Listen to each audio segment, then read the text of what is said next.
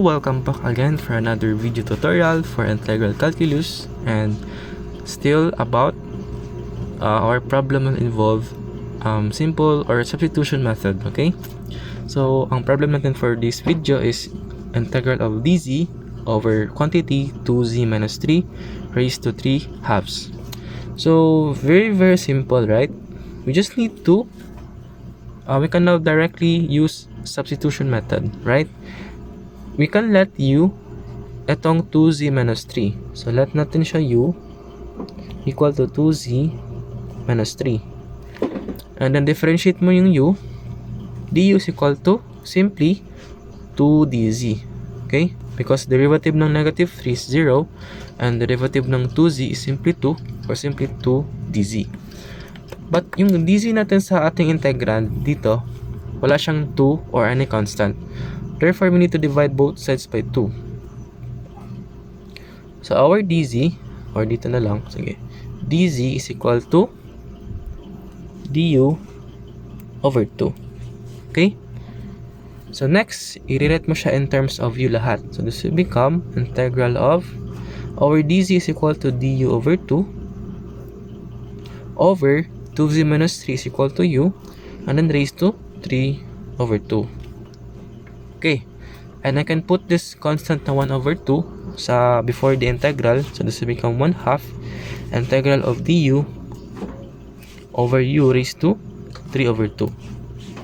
Okay, so before we can apply the power rule of integration, kailangan muna natin siyang ilagay sa taas, or kailangan negative yung exponent.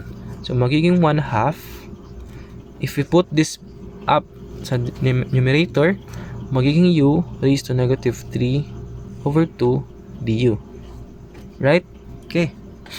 After, we just need to apply power rule of integration. So this will become 1/2 times u raised to negative 3 over 2 plus 1 over negative 3 over 2 plus 1. And put plus c. Simplify lang natin siya.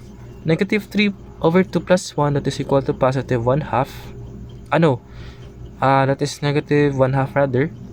So this will become u raised to negative 1/2 over negative 1/2 plus c. Right? Next is, notice that we can cancel out this 1/2 and 1/2. This will cancel out. And matitira is simply itong negative u raised to negative 1/2 plus c.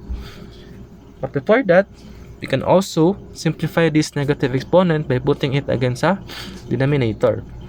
So magiging negative 1 over u raised to positive 1/2 na, and then plus c.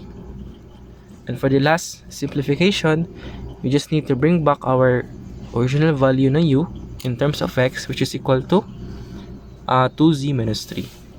So this will become negative 1 2z minus 3 and then raised to 1/2 plus c. So therefore, this is now our final answer. So that's it for our video. Hopefully may nagets and may natutunan. And that's all. Thank you.